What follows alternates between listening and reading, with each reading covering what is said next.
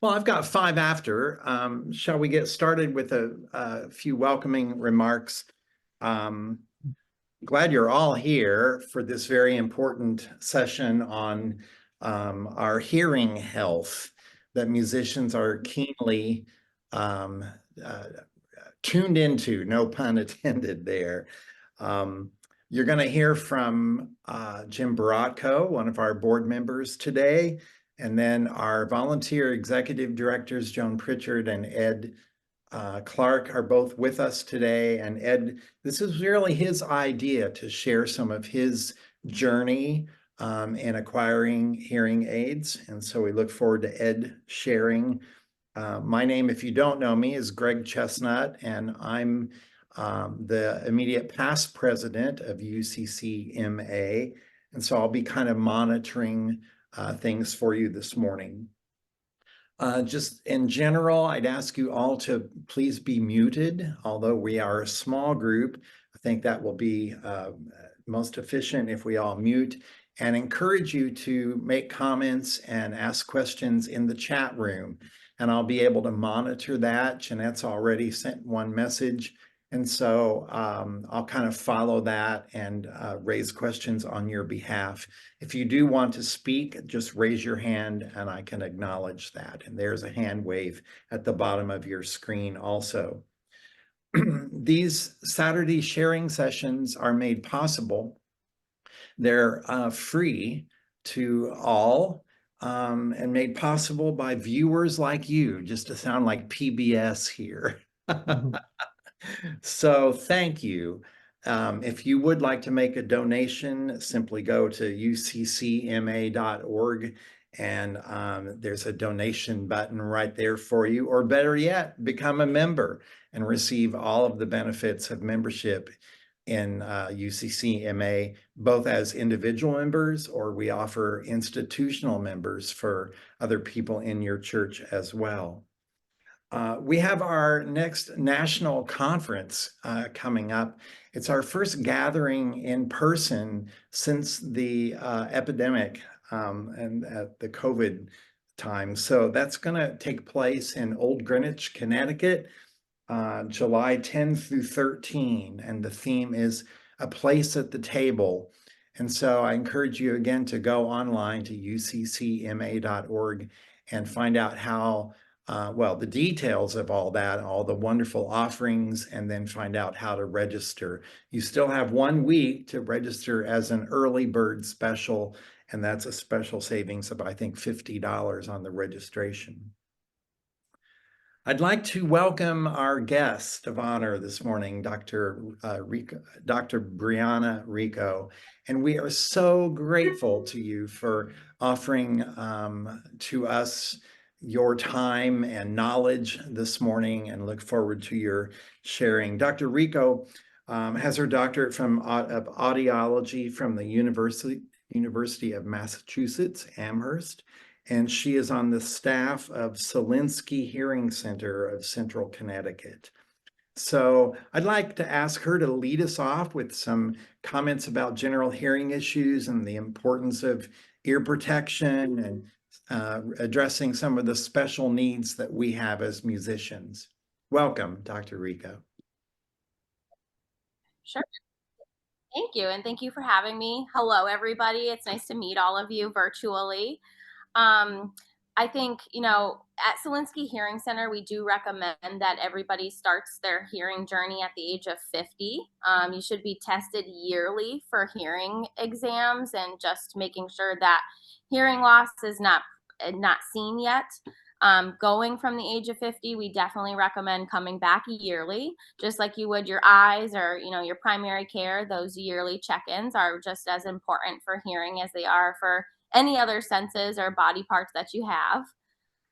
Something that seems to be really important but not talked enough about is the importance of, hearing protection.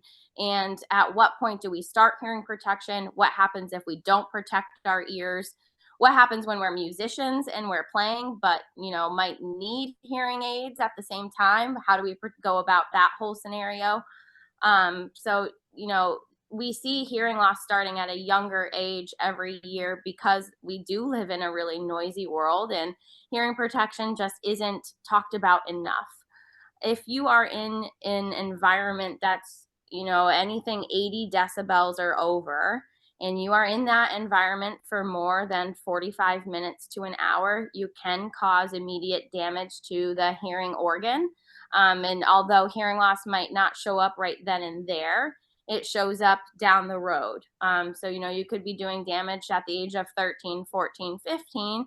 Then by the time you're 50, 55, 60, even into your 70s or 80s, it could definitely be seen in one of your hearing exams.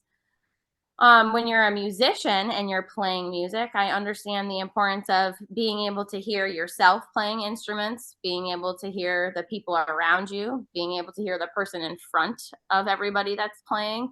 So there comes kind of, that gray area. How do we go about protecting our ears while also being able to hear all of that as well? Things that are, available to you at a lower cost are musicians earplugs. You can find them on Amazon, Walmart, CVS. They basically have charcoal filters in the earplug that allow speech to still come through, allow music to still sound natural, but then also lowering the volume to be much safer. So if you're playing something that's 85 decibels, it could be potentially lowered 25 decibels, bringing it to a level where you can listen to that all day without causing any harm to your ears. So basically at Selinsky Hearing Center, we do hearing exams. We check your results. We go over your results with you. And then from there, it's our duty to recommend hearing aids. And most of the time, people with that consistent noise exposure, whether it was from a younger age or later on in life, most of the time are really great candidates for hearing aids. And then I know I see a couple of my patients on this Zoom, which is great to have you too. And I'm sure I'm repeating myself for you. But at that time when hearing aids are recommended, it is a concern. How do I wear hearing aids? How do I protect my ears? How am I going to hear music with my hearing aids? And for most, it really boils down to finding an audiologist that one understands your needs. So it takes a little bit of back and forth, getting to know you, getting to know what you're listening to or what your needs are in those hearing aids, but also understanding that gray shaded area where sometimes, yeah, you should be in a hearing aid, but other times, okay, maybe hearing protection might be best for you at this point. And when you're programming a hearing aid, we talk a lot about fine tuning and kind of making things sound more natural for you while you're playing, because a hearing aid's job is to really emphasize those high frequencies. High frequencies are the first thing in your hearing that tends to disappear, just because of how the ear is shaped, and what noise exposure does to the ear. It ruins those hair cells that are responsible for those high pitches. So when we program a hearing aid, we give you back those high pitches. Then in turn, that causes things to sound tinny or uncomfortable, too high pitched.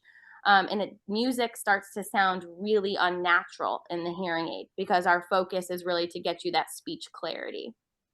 So when we have patients who also play music, it does take some fine tuning for us to be able to say, okay, we got to tell the hearing aid less emphasis on the highs, maybe more emphasis on the lows and mids.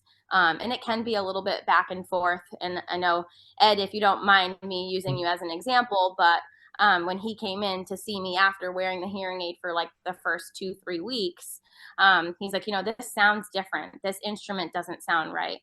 So what we kind of did was play something in the office together while I was making changes on the hearing aid to see if that could alter that sound for him. And I think we eventually got it, but it does take a little bit of back and forth at first. Does anybody have questions for me so far about kind of what we do? I have a question right out of the gate about, you talked about 50 decibels and above being dangerous. I 80. I have no idea how to measure 50 decibels. Can Excuse you me. help So me? yeah, I'm hoping that most of you have some sort of a smartphone at home, like an Android or an Apple or even an iPad. There are free apps that you can download in the App Store. One of them is actually called DB Meter, Meter. And when you're in those environments where you're kind of unsure, like, oh, is this really that loud? You press the button on the app and it reads your entire environment for you. So if that decibel number is 80 or higher, I would put earplugs in right away if you're going to be in there for longer than 45 minutes to an hour. Great. That's a great question. And then my second question is, you talked about earplugs that could be purchased from a reputable drugstore or Amazon. How would I know what to look for, or what is a good earplug versus something that's not effective? Good question. So you want to look for anything that says musicians plugs, good for concerts, good for understanding speech. They typically look like a little earbud, like something that you would put in your ear from like listening to music, like the Bluetooth pieces that they have now. And then the other important thing that you want to look for is what they call an NRR rating, which is basically how much volume is going to be deducted from wearing that earplug. And a good NRR rating is anywhere between like 25 to 35 decibels. I think for standard for most right now, it's 25. And then on Amazon, a couple of the brands that I typically recommend, one is called Etymotic. It's Etymotic. They make great musicians plugs. I've recommended them even for my kids that are going to all the Taylor Swift concerts now, and all of the up and coming artists that are super loud out there. They're safe to wear on airplanes. They're safe to wear while you're playing music, in concerts, anything loud like that. That's very helpful.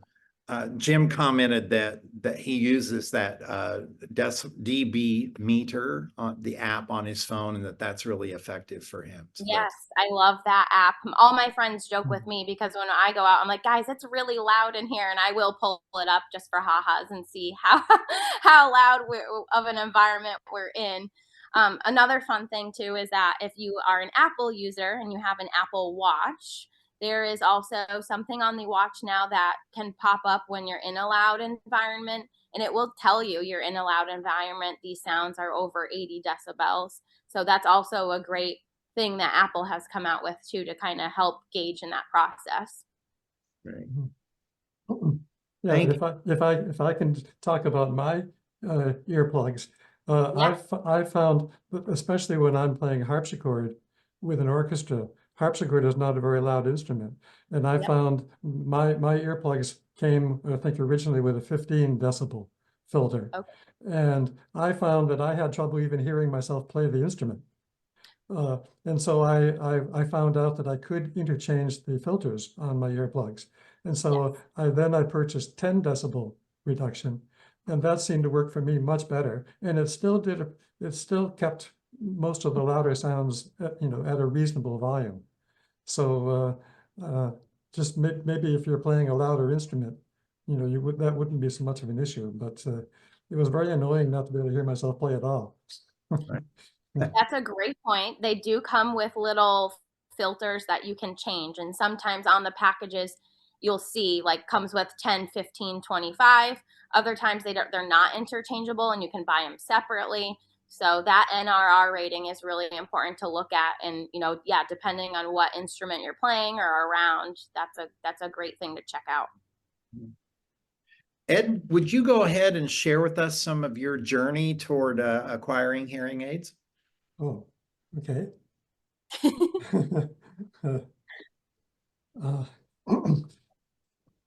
Yeah, well, I don't know if you can see it, but here's a picture of my earplugs. Oh, yes, I can see it.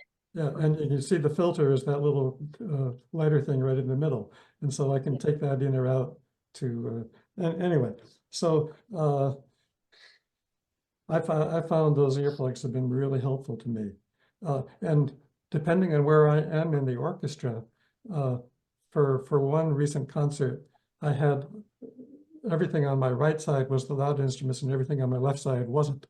And so I just put an earplug in my right ear, and I kept my left ear actually with my hearing aid in it. So I was able to kind of hear better what was going on through my left ear, and still block out the noise coming right at my right ear. I think that the most challenging thing for me at getting the hearing aid in the first place, as Briana already talked about, it was trying to adjust the settings of the musician setting so that the pipe organ in particular would sound the way it was supposed to sound. And so Briana described it as what the instrument was making a pulsating noise or sound. I described it as being like there's a tremolo on the note, or there's a well, it kind of comes and goes up and changes the pitch even. And so I've found since then that the same thing is true, particularly of instruments that have straight pitch. If you're playing a violin, you know, they're using a vibrato, and so the pitch is always changing. And the musician setting doesn't seem to affect that so much as it does straight sound of an organ pipe or of a piano. Just playing one note on a piano up in the soprano range can do the same thing. I've you know what Briana was able to do I took my tuning app on my phone, and I was actually in her office. I was able to play a pitch, and we just tried different pitches. And so she just worked on whatever she did on the computer to eventually reduce the problem, and so that the pitch from my tuning app was a straight sound. And I consider that was kind of a miracle worker. That's also true of recorders. Thank you. Play The reason recording. that happens, as a side note, is that, oh, somebody else talking? No. Okay. The reason that happens is because when you're playing a pure tone like that, the hearing aid is thinking that it's feedback. So you're actually hearing the compression in the hearing aid trying to kind of get rid of that for you, which most of my patients who are musicians are like, get this away. So it's really common for us to kind of go into the settings and change those features of, you know, how aggressive the hearing aid should be at doing so. And honestly, I just turned yours off, Ed. I turned your feedback management completely off. So then that way the hearing aid, you're not hearing it compress as much when you're playing those solid tones. Okay. I think I that's have I had a similar situation. I have hearing aids as well. And one of the things that my audiologist did is that I have actually 4 settings on my hearing aids. One for normal, one for focused speech, one for acoustic music, and Yep. one for amplified music. Yep. And it has a tendency, or it has the ability to similarly, like an earplug, deaden the sound. So I've used all 4 of those very regularly, depending on the situation I'm in. That's a great point too. As audiologists, we have the ability to put on programs in the hearing aid. There are, depending on the manufacturer that you're in, they might be labeled something different, but the bottom line is that the programming would essentially do the same thing. So yeah, you can have like speech and noise where your microphones are pointed forward. You can have something with acoustic music, live recorded music. We can kind of do a bunch of things in those hearing aids. And what it does is change first where the hearing aid is amplifying sound, and then second where your microphones are also pointing as well. So great point. I have another question for Ed before we leave that fine tuning of the hearing aids. Ed, can you talk about your experience of playing the organ or conducting a choir versus playing harpsichord? That seems like a wide gamut of sound input. Are you able to adjust your hearing aids on your own to meet those needs, or does one setting that you and Briana have worked with, is that effective for all that you're doing musically? Okay, I am able to make changes on my phone, the app I have on my phone. So when I'm playing the harpsichord, I don't, I mean, the basic setting works. But when I have a choir or I'm playing the organ, sometimes then the volume gets a little bit too loud. And so I do reduce the volume of that even within that setting. So if the normal is 8, I often start at about 6, or sometimes even go down to 3 or 2 or 3, just so that the sound doesn't. I find that as my older ears are much more sensitive to really loud sounds than they used to be. So if I'm cranking up the organ a lot, it almost sounds as if the sound is being distorted in my ear, even without a hearing aid. So by reducing the volume in the musician's app, that makes it much easier for me. So I'm kind of constantly, depending on the situation, I change the setting. Okay. I also, well, noticed a couple things. I was just at a lecture at Yale, and first a man spoke, and I was fine. And then this woman came on. Crap, I couldn't hear her. I had to do all these adjustments on my phone so I could hear her. I had to shut her down. I mean, she was too screechy. And also I have the sound equalizer. I use that a lot. I reduce the treble a lot, and the alto range, I reduce that too. I usually, for me, the men's voices are okay. It's those, the upper voices. So, but last night I was at a program, Anastasia, and I had the hardest time hearing the people on stage because they were using a CD for sound, and they had it too loud. So I was trying to balance it myself. I finally achieved it toward the end, but I had to use my phone. I sat there with my phone trying to balance things out. It was kind of hard. Bouncing off the two of you, so as hearing loss progresses, especially when there's noise exposure involved, it is very common that we see there comes a point where loud sounds are starting to become uncomfortable.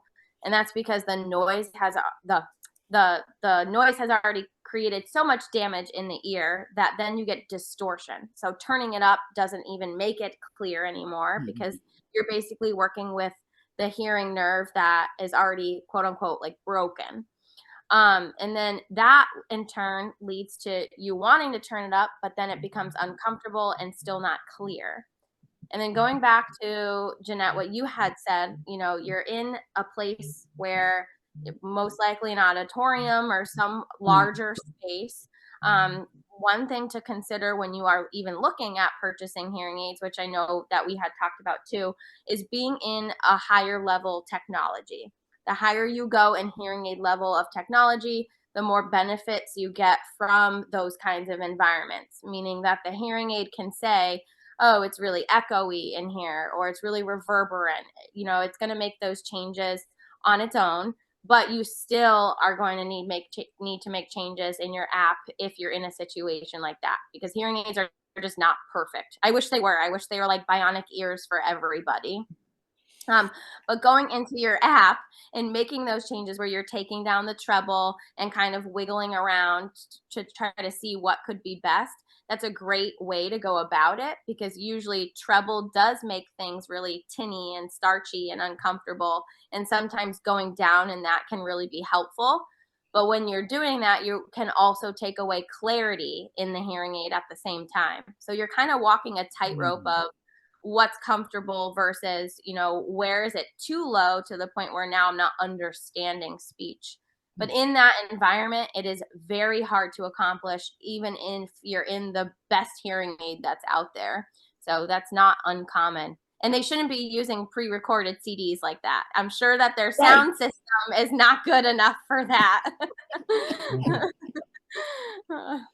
Briana, just listening to you and others share, it makes me very aware that your role as an audiologist is certainly about medical science, but it's also the ability to advise us and train us technically about the minute adjustments that our hearing aids can do, and with phone apps and that sort of thing. So that relationship between patient and client must be very important for you to develop. It is, and it's not, I always say to patients, there's thousands of doctors, thousands of audiologists out there, and first you want to work with somebody who you're comfortable with, because we always kid, we like complainers, because when you come in and you say, oh yeah, everything's fine, we're going to say, okay, great. This is how you clean the hearing aid. We'll see you in 6 months to a year. If you come in though and you say, okay, I'm not hearing this well, I'm not hearing that well, this doesn't sound natural, you need to feel comfortable enough with your provider to be able to express those things, because otherwise you're just not going to be at the same goal at the end of the day. So yes, it is really important to establish that relationship, feel comfortable enough talking about what's not good enough, because yes, hearing aids are not perfect. And then also on our end, it's important for us to get to know you, because at the end of the day, everybody's needs are different. Musicians want to hear well when you're playing. I have patients who simply just want to hear their grandchildren better. I have other patients who are just, I want to hear the TV better. So whatever your goal is, that's our goal too. And if we can do it together, then that's when you're going to get the best outcome. What can we tell our congregations and our audience, especially the people who have hearing aids out there? What can we tell them to do, or how can we help them so that they can hear our music, hear the sermon better, God forbid. No, the sermon better.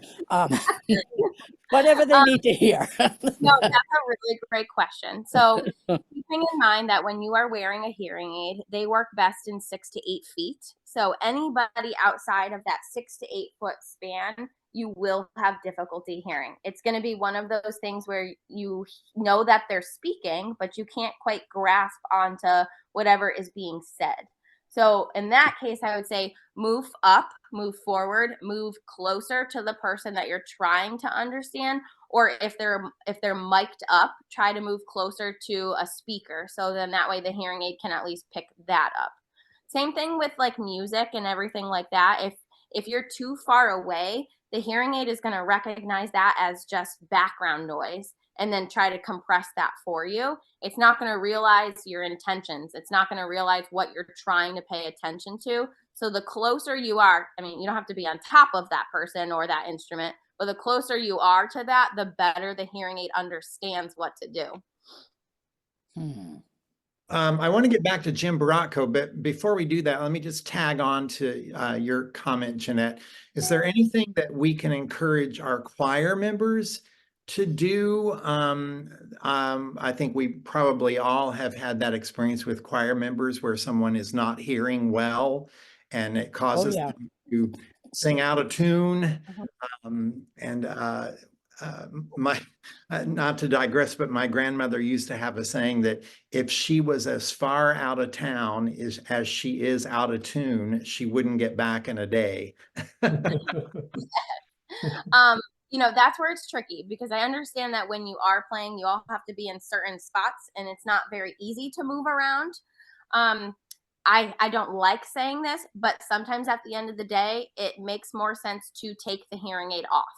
And so if you feel like you are not playing in tune or you're having that difficulty, sometimes it's a good test to either take one aid off or both aids off and see what it sounds like without it. And then just retraining your brain that way as well. That's not my favorite solution, but with musicians, sometimes it's just needed because the hearing aid cannot keep up. It's good advice. Jim, share a little more about your journey with your hearing aids and acquiring them and your special needs for them. Sure. So similarly to Ed, as when I first got my hearing aids, I was attempting to find, what does it sound like? Everything sounded warbly, pipe organ, even radio music and so forth. So I happened to be going to an appointment with my audiologist, and I was listening to Spotify, and I found a piece of music that was doing exactly what I was experiencing. So I brought it in and we did that. And similarly, she adjusted the programming of of it. She's called it, it was like buffering.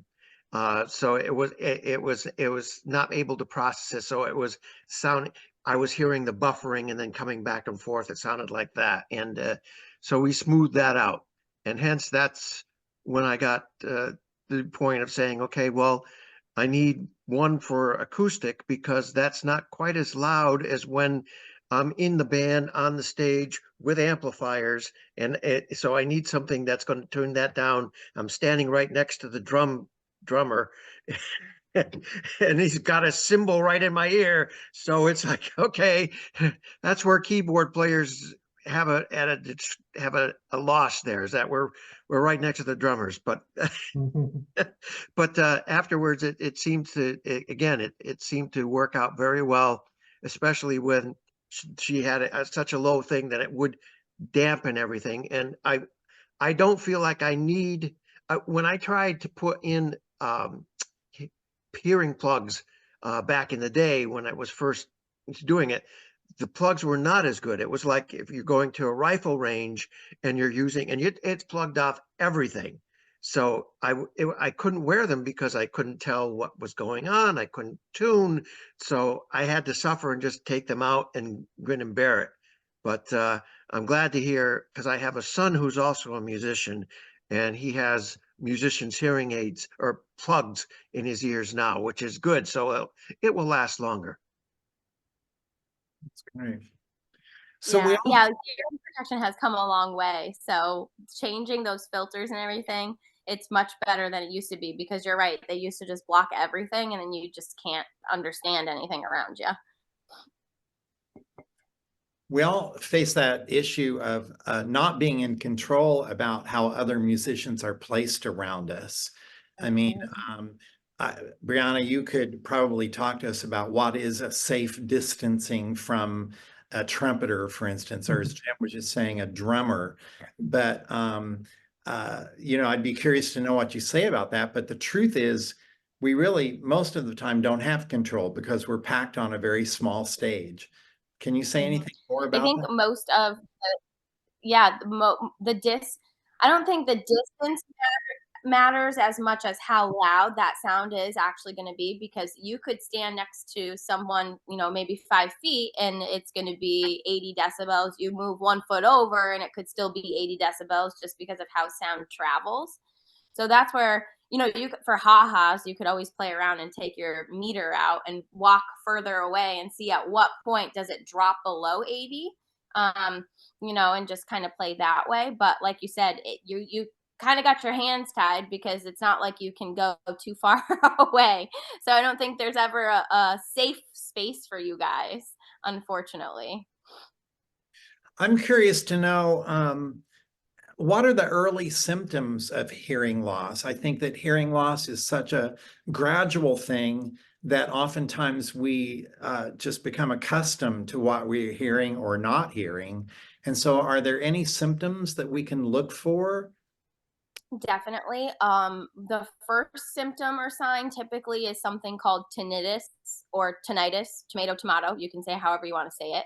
That is something that typically is like ringing, buzzing, humming, whooshing, roaring, any sort of sound in the ear that comes and goes, is consistent. There's no rhyme or reason for it. You go to the doctor, everything checks out to be fine.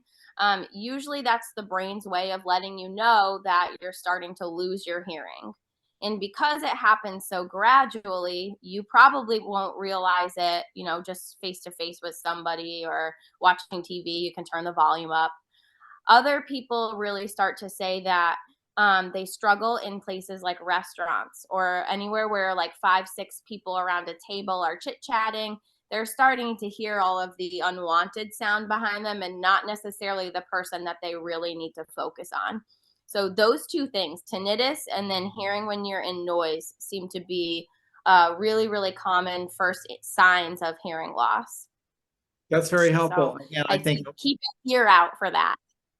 Yeah, keep an ear out for that. Well, that's helpful to know what to Yeah. pay attention to, because most of us, it becomes such a gradual thing that we aren't aware of it. Do most people wait too long to get hearing aids? And is there any problem with waiting too long? Do we really damage our ears in a more Yes, yes. The average person right now is waiting 7 to 10 years too long to wear a hearing aid. The problem with that is, okay, you're going to go to to an audiologist or whatever doctor. You're going to get your hearing tested. We're going to say, yeah, you need hearing aids. I'm good. I still hear. And I always like to use the term, it's not that you're deaf. We know you can hear. You can hear me fine when I'm talking to you in this office, but it's the clarity in speech that you're starting to lose. And when the brain loses that ability to produce clarity, it starts to become really deprived. And physically, there's new research out there now. You'll probably see it in the papers in the next upcoming months, actually. The brain can physically shrink when you have hearing loss. When the brain shrinks, it changes your gray matter, your white matter. That's where things really boil down to cognitive decline and dementia. So the longer you wait to wear a hearing aid, the smaller the brain gets, the higher risk you have for memory loss, cognitive decline, dementia, Alzheimer's. It is a direct correlation now that we always studied that, but we never really understood how it was related. Now it's directly related. There's a lot of research to back that up. And then also, the longer you wait, the brain's ability to produce clarity, even when things are loud enough, plummets. So we could play sounds at 80 decibels. I could say the word dog, say the word house, say the word girl, say the word pearl. And even though it's technically loud enough for the brain to understand, because it's been deprived of sound for so long, the brain cannot make sense of it. And then that's what we see when you wait too long, that then you're no longer a candidate for a hearing aid. You actually just put yourself into cochlear implant candidacy, where it's a surgical procedure. There are electrodes that are implanted into the ear. It's magnetic. You wear the big magnet piece on the back, and then you wear the larger style hearing aid with it. So by waiting too long, you're doing yourself a disservice to your brain and actually just your hearing loss, the nature of it as well. Hearing aids also slow down the rate of progression of hearing loss. So when you're diagnosed, our goal is, okay, we know hearing loss is there. We know it won't ever get better, but we don't want to see it get worse. We're trying to keep you where it's at. The damage is already there, but what's going to happen? We don't know. I wish I had a crystal ball, but it's so different for everybody. So when you're wearing a hearing aid and you're wearing it full time, like you're supposed to, from morning to night, all waking hours, we actually see the brain starts to become healthy within your first 6 months of wearing the hearing aid. Your gray matter, your white matter changes. The brain actually gets a little bit larger. So then that helps in turn to keep the hearing loss where it's at. So year after year, even while you're wearing hearing aids, we still like to do your hearing exams to make sure that nothing is changing significantly. So that 7 to 10 number, we would love to see no number. When you're diagnosed with hearing loss, there's a treatment. It's hearing aids. Do it. Jim. Yes. So one of the things that I found with hearing aids or getting to it is actually I found it through my mother, because she was starting to, and you can notice this with other people that your loved ones, people that you are close to, if they are in conversations or if they're in rooms with other things, and they tend to be quiet. They don't tend to engage. It's because they're not hearing it, so that they can't feel that they can interject. And I was seeing that with my mother, and so I brought her, and that's when we found she had a terrible hearing loss, and she was on the onset of dementia. And so I had my hearing tested at the same time, and I was told at that time, yeah, you're still okay for a while, but we know it's going to eventually happen. And sure enough, it did. But to look for that, or even if you feel yourself that you can't hear conversations that you can reply or something like that, then that's a warning sign that you should have your hearing checked. Yep. Yeah, that's a great point too. A lot of the times family members typically or friends notice it first because they're like, "Hey, you weren't really talkative today at our meeting," or, when Susie asked you a question, you replied, but it wasn't the answer that everybody thought it was going to be. The other thing I really noticed too is that the TV volume. A lot of family members are like, "This TV is so loud for me. I can't watch it at the level that you're watching at." So yeah, great point. That's really important too, is, keeping track of how you feel in conversation. Can I interject because I understood them clearly? Can I interject and answer a question correctly? Am I nodding and saying yes without even knowing what I'm nodding and saying yes to? So all of that is really important to kind of keep note of for yourself as well. Can you Also, address, I'm sorry, Joan? I was just gonna say also people saying what?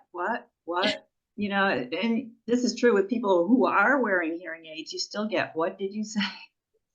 Yeah, yep, you are correct. Yeah, we always joke, I fall for it every day. Somebody comes into the office to have a hearing test and they always get me. They're sitting in my booth and they go, "What?" And I repeat myself and then they giggle because they actually heard me. And we joke about it a lot, but it is true. A lot of people with hearing loss will say, "What?" or "Can you repeat that?" And it's the what's that after a while, it's like, okay, this person's really not hearing me. Jim, your comment about your mother, I can think of a couple people in my life right now that in a conversation, living in Florida, you're surrounded by some aged people, but I can think of two that just in conversation will just stand and smile a lot, or you'll say something to them and this lady will just have the sweetest smile and you realize she hadn't heard a word. Yeah. You're like, okay, this person is not hearing me.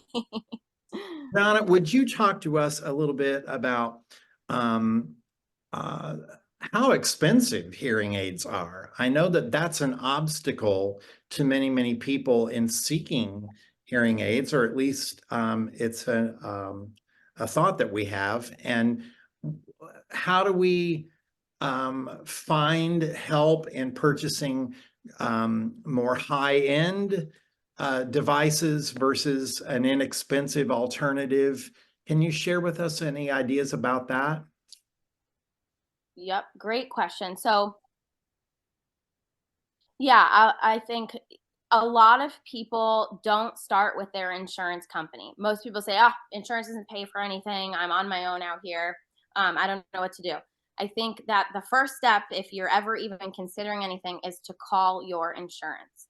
Nowadays, a lot of these insurance companies are contracting through what we would call a third party. It's like a middleman. So you have your United Healthcare, you have your audiologist, and then United Healthcare says, "Okay, for your discount for your hearing aids, we're going to send you to United Healthcare Hearing," which is like that middleman that says, "Okay, this is what we give you for hearing aids. This is what this costs. This is what this costs. This is what this costs."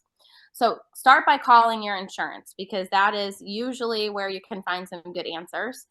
At Solinsky Hearing Center, we accept all insurance, and something that we do is actually call them for you.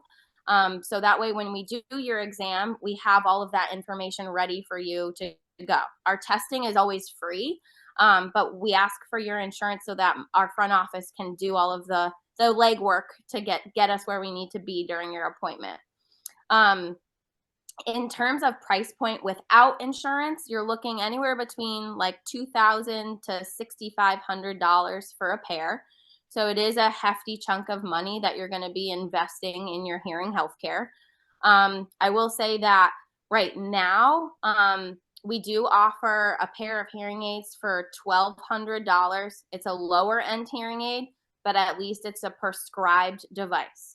You're going to see a lot now about over-the-counter hearing aids. You can walk into Walmart, CVS, and pick something off the shelf and take it home.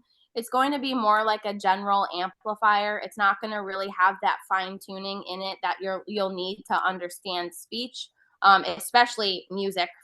Forget that part of it entirely because those over-the-counters are truly not even programmed to your exact hearing loss.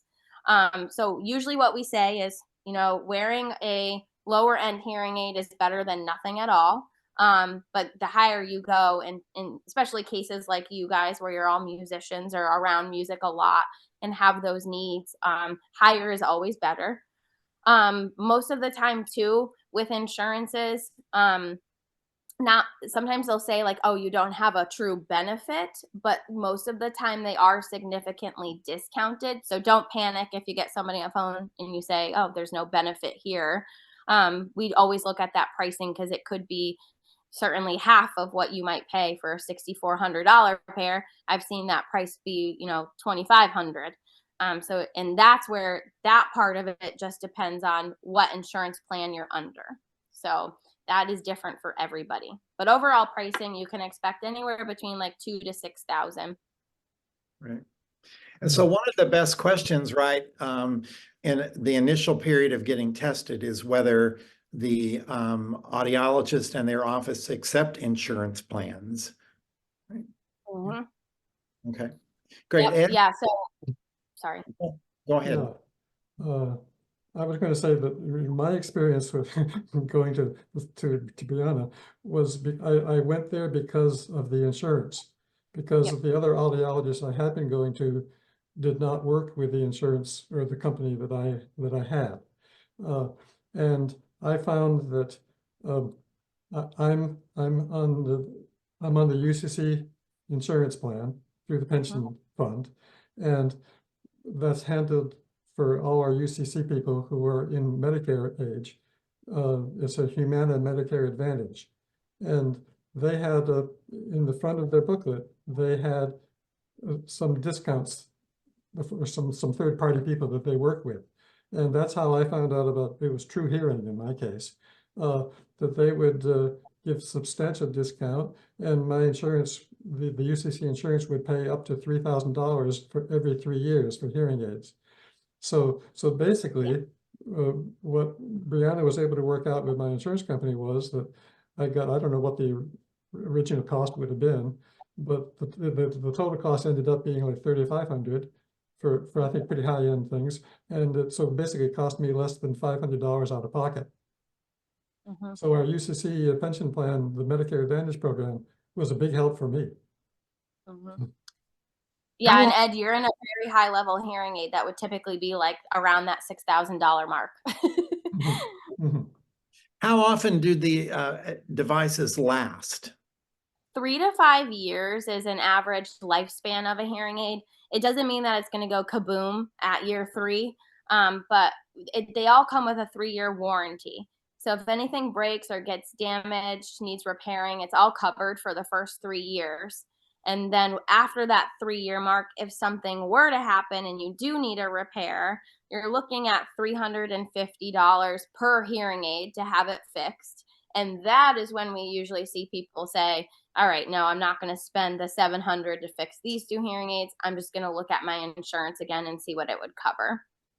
So technology also advances now every like 2 years, because we are like on the fly with creating new things to help people hear in noise, to help musicians hear better. So anytime there's new technology that's put out, it's definitely for a really good reason. So most of the time people are right now upgrading every like 3.5, 4 years. So I wish they last forever, but it's also kind of nice that you could always be put into something new and improved. It's not like the Apple iPhones where, they get you every 2 years and it's still the same thing. So there is better technology in the hearing aids to actually help you hear better. When we say to upgrade, it's for a reason. That's great. Do we have any other questions or experiences to share this morning? This has been so helpful. Yeah. I know that there's like a couple chats, but I can't see it because I'm a guest. So Yeah, I didn't know if people. I'm not seeing any other chats. Jeanette early on was talking about her experience with recorders, but it's been a small enough group here this morning that I think we've been able to raise our hands and share pretty much everything that needs to be said. So, does anybody else have any other questions? I'd be happy to answer. I don't think so. This has been so valuable and meaningful to us. We really appreciate I know that many others will probably visit the recording of this, and anyone that is potentially facing this issue, you've just answered so many questions. And I think for me, given me the confidence and the need to go have my hearing tested and Yes. get right on it. Don't wait, you know? Yeah, don't wait. Even, you know, my generation, I have family members that are 13, 14. They've been exposed to so much music. I'm like, go get a baseline. And that's all it is. I'm just here to see where I'm at and go from there. Yeah. I Good. have one more question. Sure. This is specifically to the organist in the group. When you play on Sunday morning, when you play hymns, are you playing with your hearing aids on? And do you play to the level that's comfortable for you? A. B, do you get comments that you're playing too loud? And 3, when you're practicing, do you practice with your hearing aids in? I'll go with mine first. Yes, I use my hearing aids all the time. So when I play it for church and so forth, or when I'm at home or anything, I wear them about 18 hours a day. And again, I do have different settings. So when I'm typically playing the pipe organ, and I have a fairly large instrument and it gets pretty loud, especially where I'm sitting. I will put it on either the third or the fourth program, which is acoustic music or amplified music. And do you have to put it in the minus category? No, it doesn't put it No? in the minus category, but it just regulates it so it's at a comfortable volume. You'll always get, my experience is you'll always get people who will say that the organ is too loud at times. That seems to be going with it. But my counter is that it's not necessarily an accompanying instrument when it's used in church for hymn singing. It's directing. So you are trying to get the congregation to match the volume of what you're doing. When I play a meditative hymn, I play it soft. But if it's a Onward Christian Soldiers or something like that, yeah, it eventually gets to be a pretty loud instrument at the end. I might also add that just at the stage where I am learning notes, especially if it is a loud piece, I practice on just flute stops. Oh, yeah. And I love, that combination of maybe just 8 and 2 foot flute that makes it very crisp. And so I can hear the details of the articulation and everything. But certainly in learning a piece, I find no advantage to just blaring away at the full stops that I ultimately will use in performance. And so don't forget to just, even hymn playing, you can practice on a very soft stop and then ultimately register it the way you want it to be in performance. Arthur Poister always said that. I have a question. Briana, where are you located? Where is the hearing center, and is it just one office location? Good question. We have about 7 locations right now. Our main hub is in West Hartford on Farmington Avenue. We have an office in Avon. We have an office in Glastonbury. We have Willimantic as well as Wallingford. And then we have Enfield as well. Okay. Yes, and for my patients on here, our West Hartford location is on 1013 Farmington Avenue. We are actually moving out of the basement of the M&T Bank finally. Really? We are moving about a half a mile down the road. So we will be at the intersection of Mountain Road in Farmington. So not too far, but in our own building with windows. Oh, cool. Yes. Yes. All in When? Connecticut. Yeah. Yeah. Does anybody else have it? Yeah, all in Connecticut. Yes, we are all licensed Connecticut audiologists. There are 4 providers at our practice. We are all great, I would love to say. So you don't always have to ask for me. We've all been trained under the same person, fortunately, as well. Her name is Michelle Colburn. So yes, there are four of us to help you all. So. Well, thank you. As we wrap up today, I just want to thank you for this very informative and encouraging webinar. We are so grateful to you for taking your time and sharing again with us today, and all the My knowledge pleasure. that you've Yeah, given. thank you. Yeah, do you is my contact information out there? Because if it's not, send it. You can always email me with questions. I'm happy to answer. So yeah, let me know. Can you put that maybe in the chat for us, or Yeah, Ed could send it on to us also? Yeah, I have that information. Okay. While they're doing that, I might just say before we sign off that our next Saturday sharing session is on May 18th. And Jim Borotko and I will be sharing some information and thoughts about children and youth and in music and worship. And these days when we all find it challenging to engage our children and youth in many of our programs. And so we'll be sharing some ideas about surrounding those issues. So hope that you'll spread the word. Look online for being able to register for that on May 18th. It's noon Central Time, and then others across the country. So. Do you record that? Because I will be out of the country. These sessions are all recorded, and if you go to our website, you'll see a list of them right there, so you can hit on any of the recordings, any of the Saturday sharings, and you'll get the full recording at that point. So, yeah. Thank you. All right. Well, thank you for sharing your contact information, and again, for your time this morning and all of your good information. And to all of you, have a good weekend, and wishing you blessings. Take care. Thank you. Thank you. Thanks, everybody. Nice to meet you all. Thank you, Briana. Thank you. I'll see you all soon for your bass lines. Yes. Yes. Right here. All right. Bye, guys. Have a good one.